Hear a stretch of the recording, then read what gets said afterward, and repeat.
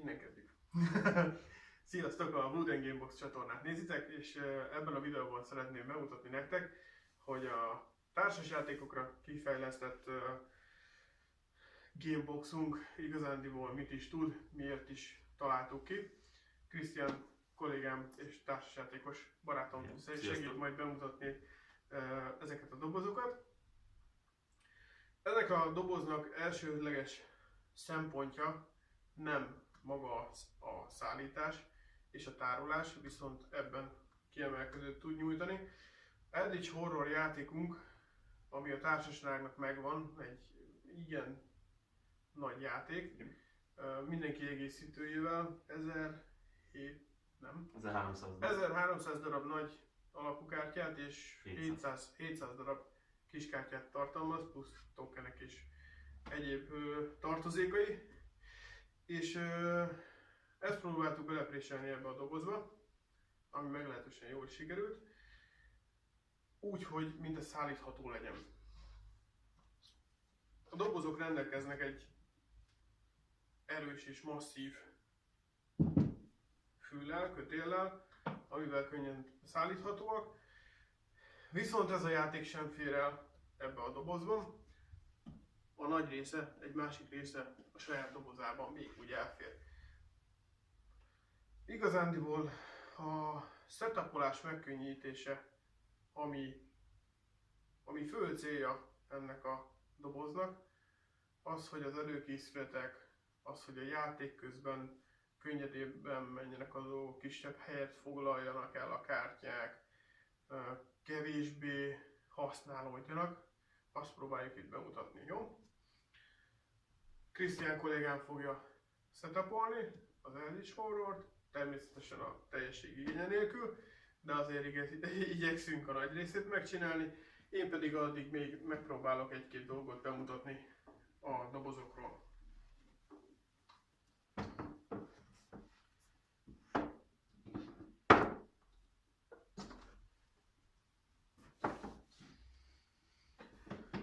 Fadobozokról beszélünk, amik elől nyílnak.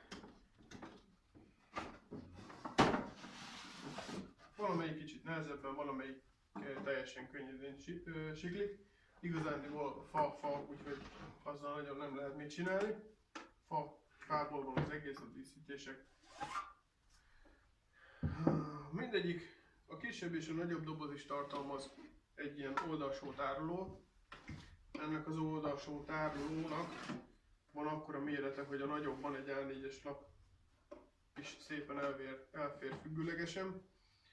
A kisebben már sajnos nem, viszont sokkal mélyebbek ezek a dobozok, mint a kisebbek magasságra, és ezért az A4-es lapok hosszában szépen elférnek.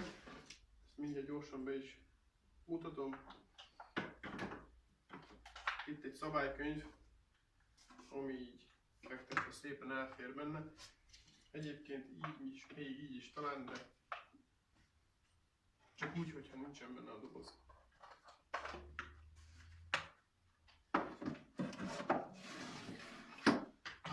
Ezeknek a dobozoknak a szíve lelke ezek a tárolóegységek, amit már mondtam, úgy lehet őket variálni, ahogy éppen csak szeretnénk, attól függően, hogy milyen játékunk van, és azok miket tartalmaznak.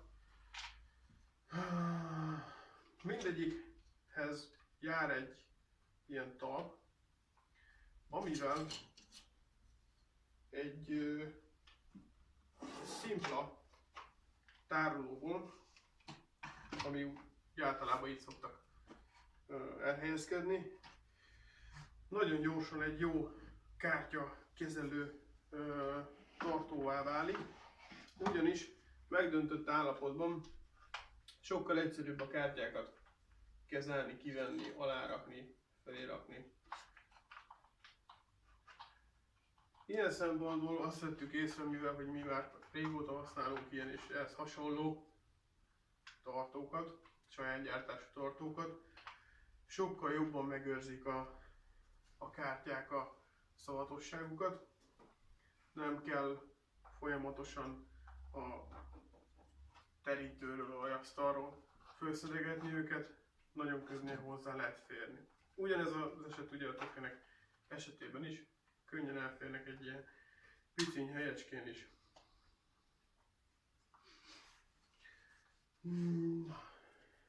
Azt mondja, ezt hol is akartuk tenni? A másik előny, ami szépen lassan kibontakozódik, hogy egy igen nagy játék is viszonylag könnyen kezelhető, kis helyet igénylő játékká tud formálódni. Most ezt megpróbáljuk nagyjából úgy felrendezni, hogy ugye a KM vagy játékmester szemszögéből, mondjuk mi úgy szoktuk általában játszani, hogy mivel egy elég nagy játékról van szó, egyiket eszközeli, másikat az, és így hogy van segítünk. De így sokkal egyszerűbb is.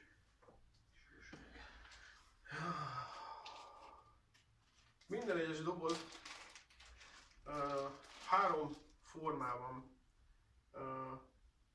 hogy úgy mondjam, 3 összeállításban fog megjelenni. Mivel minden játék nagyon eltérő, de azért az eltérő játékok között is vannak úgymond tárolási szempontból különbségek, ezért megkülönböztettünk kártyajátékokat, úgymond ameri játékokat és a minis játékokat. Itt mellettem van még egy doboz, erről még nem beszéltem, ez azért van itt, mert ebben egy másik játékunk van benne, ez pedig a... Mi is van ebben? Zombicide. Ebben a dobozban 3 nagy dobozos kiegészítő, ha jól emlékszem. 3 nagy dobozos Zombicide kiegészítő fért el és kapott helyet. Még jelen pillanatban és talán így is marad, de festetlen minikkel. Nem tudom, hogy mennyire látszik, remélem az, hogy nagyjából kivehető. A dolog az, lényege az, amiért elkezdtem erről beszélni, mert hogy egy minikhez sok kevesebb elválasztó kell. Egy kártyajátékhoz rengeteg olyan elválasztóra van szükség, amivel a kártyacsomagokat lehet elválasztani. Az euró, vagyis hát az amerikai játékoknál meg nagyjából ez úgy meg szokott oszlani. Tehát ugyanolyan részben tartalmaznak tokeneket és egyéb játékjelölőket, mint amennyi kártyát. Így azért ez egy olyan kiegyensúlyozottabb összeállítás.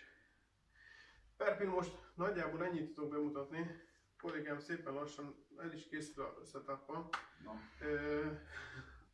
Még egyszer a reserve-et föl lehet tenni.